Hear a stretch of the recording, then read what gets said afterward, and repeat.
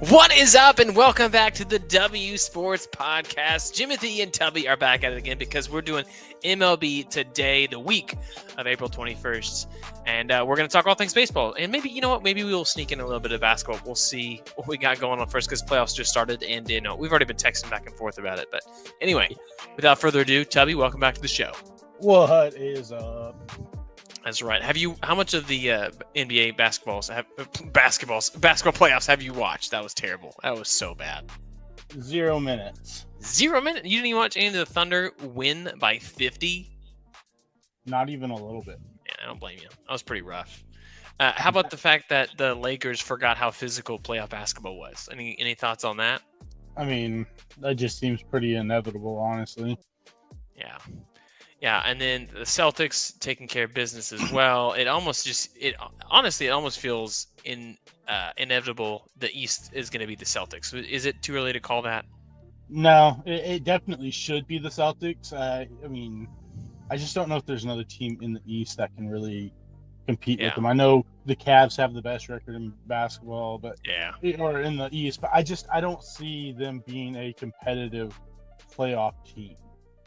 Yeah, they have a lot of depth, but honestly, depth is not the biggest piece when it comes to playoffs. It's big for regular season, and then you need to have 8 guys, 7, maybe 8 guys who legit play when it comes to playoff basketball. And as much as I want to see the Pistons be a good team right now, just because this team has been so bad for so long, I think this is the year that they made the playoffs. That was the step forward, and now they're going to lose in the first round. And that's honestly, when I look at the Houston Rockets, the same thing. On the other side of it, I look at a team that's almost like last year's Thunder, just without maybe the MVP candidate, where you look at a team that, honestly, if they get out of this round, I'm not sure. I wouldn't be surprised, but this is a big step forward. But next year, they're going to have to take a step forward even beyond this. Yeah, I mean, the good thing for them is that they've got so much young talent there that they don't have. I mean, yeah, it would be nice to get a big-time star in there, but you got so much young talent in Jalen Green, Alfred Sengun, and Thompson, and all those young guys that can really take another step forward. And if they do, it could really put them in that conversation, like you were talking with the Thunder, where they didn't have to go out and make that big splash trade that, go out and get an all NBA player, because they have players on their team that have developed each and every year, and that's what I think you're seeing from the Rockets. I think Alfred Sengun is one of the most underrated players in basketball with what he does. He is just a mini version of Nikola Jokic, and the fact that he doesn't get his flowers like he deserves, I think it's kind of crazy, especially with the terrible knee injury he had last year at the end of the season, to come back and do what he's doing this year. And it's like he didn't miss a beat and actually maybe even got better. I think he needs a little bit more recognition than he gets in the NBA. Yeah, no, I feel that as well. And that's kind of it's a very star-driven league. And right now, the brightest stars get the biggest share. I mean, that just makes sense. The question earlier was, is it the Boston Celtics to lose in the East? And we kind of are leaning that way. They're the most complete team. They've done this before. They have the 2 seed, but still. Is Oklahoma City, after a 51-point win, are they the team to beat legit, or do you still believe in like the Lakers or even the Golden State team or anybody else?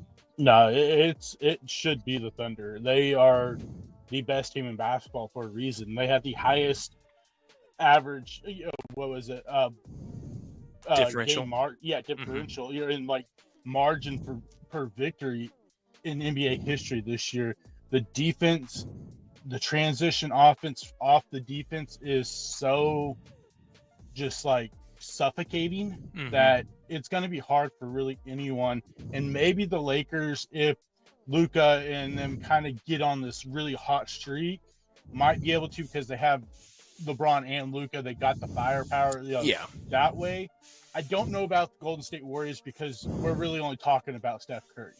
Jimmy Bucket, man. Yeah, but since he's gone there, when Steph is playing, offensive production isn't like what it was in Miami, or like when he was in Minnesota or something like that. When he had the ball, he really flourishes when he has the ball in his hand, and it's hard to do that when you've got Steph Curry, handling the ball and shooting, 35-foot 3-pointers and knocking down he walks across half Mm-hmm. court. So he's really, I mean, he's a really good compliment player, but he's not like, on the same level as Luka and LeBron when you talk about star power. So I Yeah. think it'll be hard for them. Honestly, I don't know if there's a team in the West that really can match, toe to toe with the Thunder. I think a Thunder Celtics NBA final would be an exciting one. Yeah, I think I it would think be they would. good. I think they'd match up pretty well Yeah. together. I think there's some good star power there too with Yeah. SGA, Chet, and obviously Tatum and Brown. But Mm-hmm. well, there you go. There's your little segment. We might have a couple of those as we go throughout, just updating the episodes every now and then. Just because the Thunder are in it, there's still a little bit of interest with the star power this year. Last year, again, look at the Yeah. Timberwolves. Last year, Mm-hmm. almost made it to the finals. Here we are. Yep. Oh, and real quick before I do the next thing, the Dallas Mavs, Tubby. What was the cool stat you had today? So they got eliminated from the playoffs 77 days, exactly 77 days after they traded Luka, which is Luka's That's number incredible. is 77. Yeah, I saw that and I was just like, Yeah, that it's is just that very is big. hilarious. Yeah. Well, all right. Well, let's move on to the MLB updates. So far, most teams are anywhere from 23 games ish or so, give or take one or two, give or take one or two. Mm-hmm. Do you know the top, let's say, 3-ish teams that have a run differential right now? Ooh. I'm gonna guess the top 3 teams in run Yeah, give me differential. three of the teams you think will be the top. The Padres. Padres are up there, yes. Let's see who else. I'm trying to think of teams that have scored some big I'll give you a big hint runs. real quick. The Cincinnati Reds are almost there. I mean, they are there now. Yeah. I was say after the 20-run game yesterday. Yeah, they're at plus 32 right now after a 22 run route. Let's see who else. Are the Yankees up there? Yes, they are. Let me see here. Yes, they are. They're tied up there at plus 30. What about the Cubs? The Cubs are number 1. Now, they do have an extra game. They're at plus 41, but their offense has been really rolling this year. The additions of Kyle Tucker has been great. Yeah, Kyle they've Tucker's really been incredible. Yeah. So the other ones, we'll round it out real quick. You got the Mets, of course, and the San Francisco Giants were the other team I was going to point out. Just there's a lot of teams in the NL, but you really look at that NL West is absolutely incredible. That being said, Arizona Diamondbacks, they have a guy, Corbin Carroll, who's playing like an MVP right now. Not getting the MVP love yet, but that dude is playing off the charts. Told you, watch out for Corbin Carroll this year. He looked so good during spring.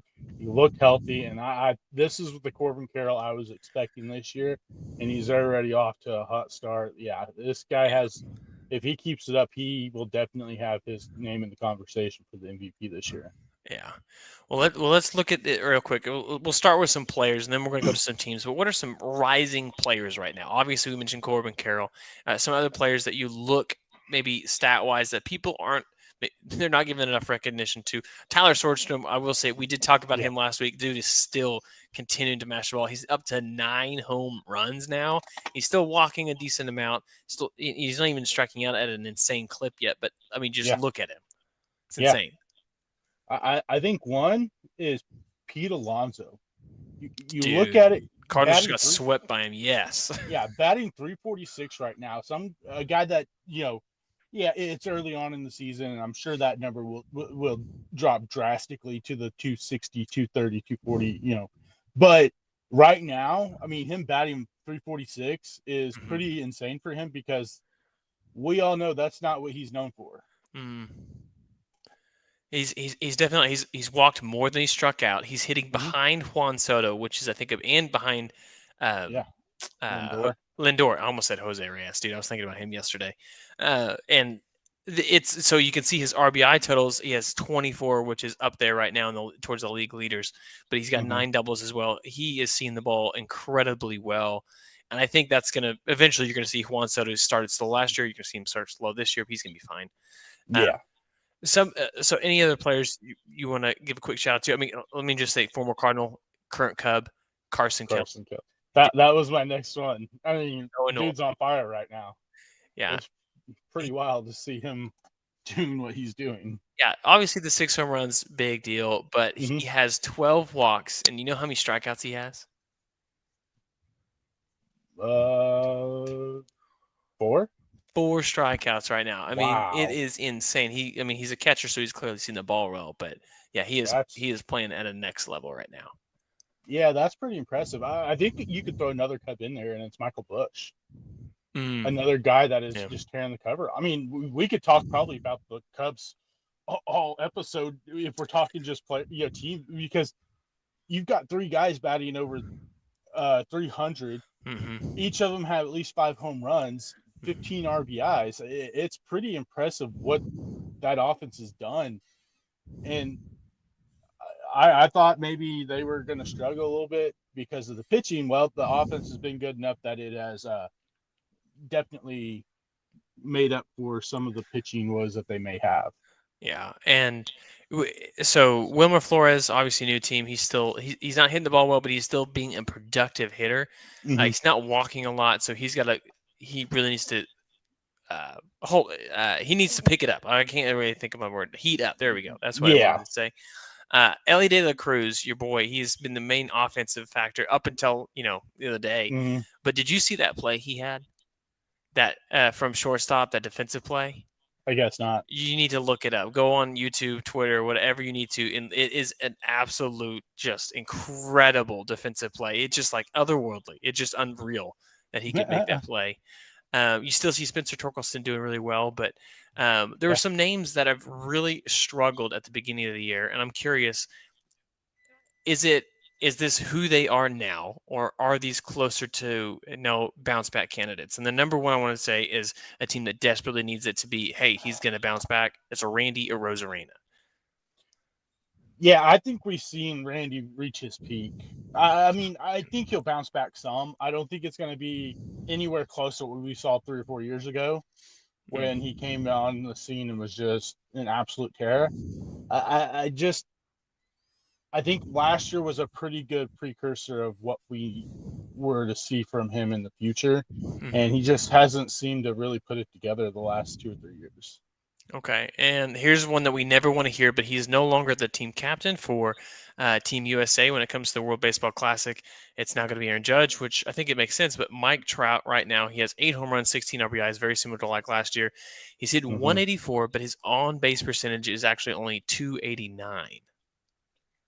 Yeah, I want to say he's going to bounce back just because it is Mike Trout. I think it's hard to keep someone with that talent down that long. Hmm. I think a big part of it is he did miss most of last year, and Hmm. I think he's still rusty for for lack of better terms. I think he's just trying to figure out things after pretty much sitting the whole season. Yeah, his career BABIP, batting average on balls in play, was 340. Mm-hmm. Last year was 194, which was, I believe, a career low. Yeah, it was a career low. Right now, 133. Yeah, it That's is terrible. absolutely terrible. Are any other names off the top of your head? I mean, you could go through a list of Atlanta Braves if you wanted to, but That's that true. you're like, hey, like I think they could turn around. Christian Yelich, same thing, hitting Mm-hmm. 200 right now. He is walking a decent amount, but he's still only hitting 200. How about Christian Walker, the big free agent signee for the Astros, batting 156? Was he have zero? He had 6 home runs, but Hmm. I think he only has two outside of the couple of days ago when he had two hit game. He only has two before that. Yeah, yeah. I don't know. And Cody Bellinger, Yeah, that's thoughts on another one. him? I mean, Jazz Chisholm also only hitting 155. Yeah, the home runs. I mean, Jake Berger, I think is another one we talked about at the beginning I'm of the not worried year. about him though because he last year same thing, started terribly slow and then he was a monster at the end of the year.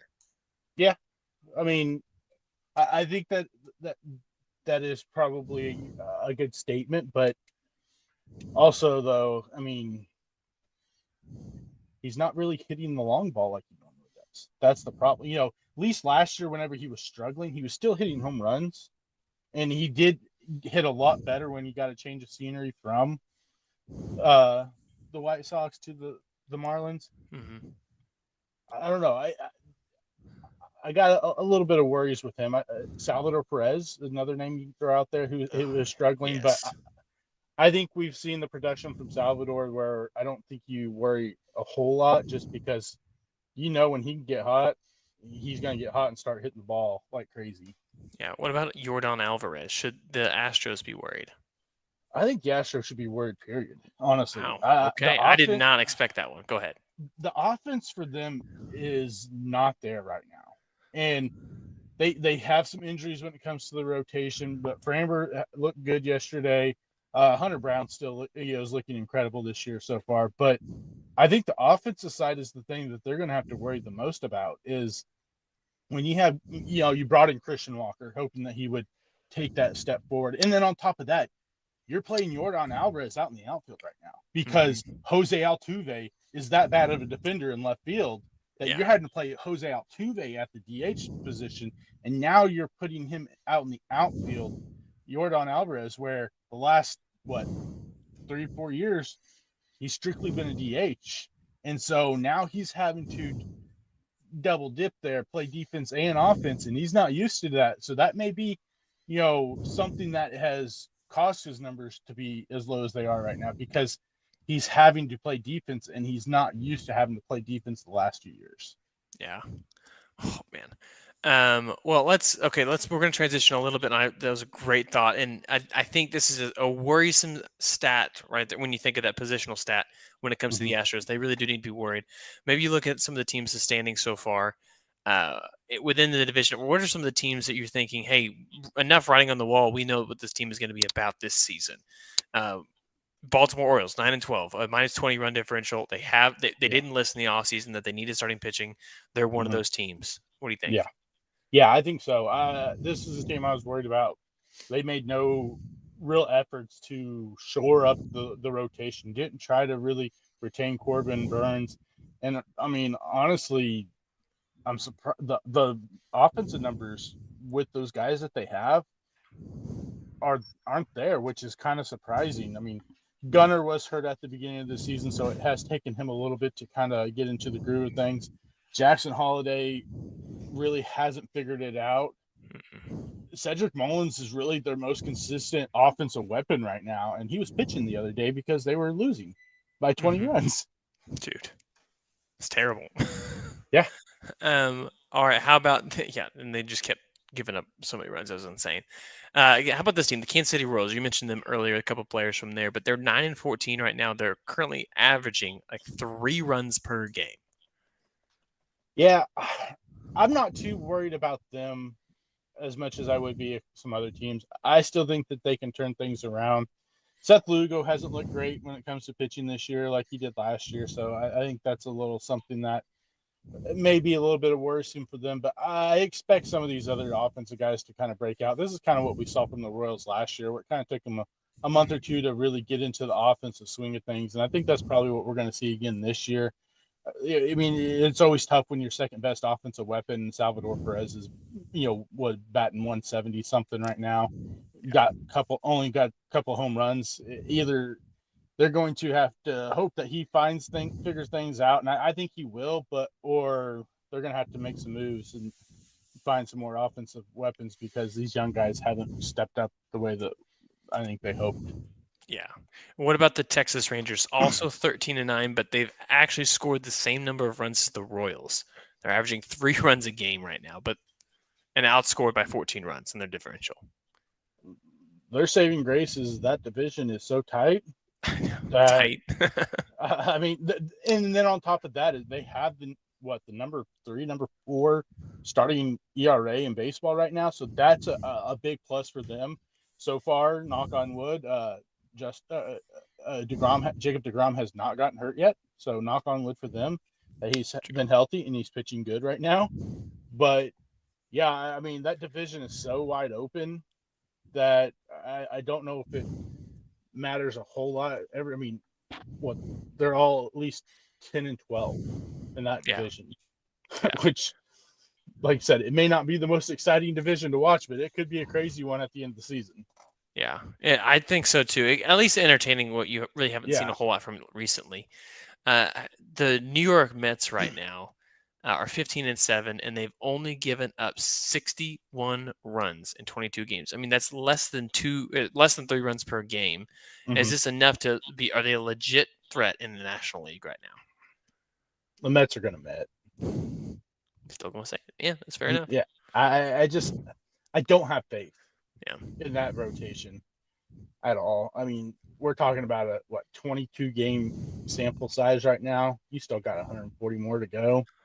yeah, I don't trust the starting pitching with this team right now. yeah.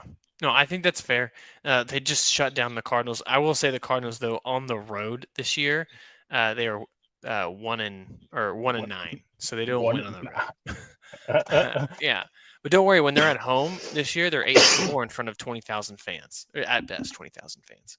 hey, there you Uh, go. yeah. All right. So finally, the final question I have right now for this weekend baseball update, unless you have any other ones, is in the NL West, you have 4 teams who are really, really good. One team is absolute trash. We're not going to worry about right now. Which of the 4 teams is the first to fall behind? Right now, they're all within 3 games of each other. It's Padres, Dodgers, Giants, Diamondbacks in that order. It's going to be the Giants. Uh, I don't know if their offensive production can keep up. I mean, they are playing really good baseball right now, but Hmm. I don't trust them whatsoever. Yeah, you don't like the Logan Webb already has 5 starts. He's been Yeah. pretty good. Um, Verlander, he's Mhm. not been very good right now. ERA over Mhm. 5. Yeah, Mhm. he's just been giving up a lot of runs and hits. 26 hits so Mhm. far. Jordan Hicksing again. So Yeah. just throwing that out Yeah. there. Cardinals weren't wrong. No. And the crazy thing is that they have played 16 games on the road already. The Giants have. They've only played Yeah, 6 at home. that is a pretty big imbalance. So you got to Yeah. imagine that might play in their favor as it goes back It to the could. mean. But Yeah. yeah, I so mean, it definitely could. But I still just I mean, we're already seeing Wilmer Flores already starting to fall off. yeah, I think that we're going to see them start to fade here in the next at least month or so. I'll give them yeah. another month to kind of stay somewhat competitive. But the thing is, you look at the Padres, you look at the Dodgers, you look at the Diamondbacks, and their roster for the Giants just doesn't match. Yeah, just built different. So that Yeah, makes sense. Well, as we wrap up the show, Tubby, do you have any final thoughts on MLB right now before we wrap things up? I think we're shaping up to have a very interesting fall. I would I agree. mean, as much as I love my Dodgers, and it's taken them a little bit to get onto a little bit of hot streak there due to some injuries. I think it's a little bit more wide open than most people initially thought. Hmm. Yeah, I would agree. It definitely feels that way. But we haven't had a back-to-back World Series champion in a while, so I do think I like the Nope. field right now. It's a competitive bunch. Health is going to play a Mm-hmm. key factor. If you haven't Yep. already, make sure that you guys subscribe to the channel because anytime there's breaking news, or each week we'll update all things baseball. We'll throw in a little bit of basketball, but a lot of NFL draft coverage as the draft is this week. So if you missed any of those episodes, make sure you go back and watch any of those on YouTube, or you can even find those on YouTube. That's where they're at. So Mm-hmm. we're excited about that. We'll continue the coverage. Till then, we'll see y'all next time. See ya. See you.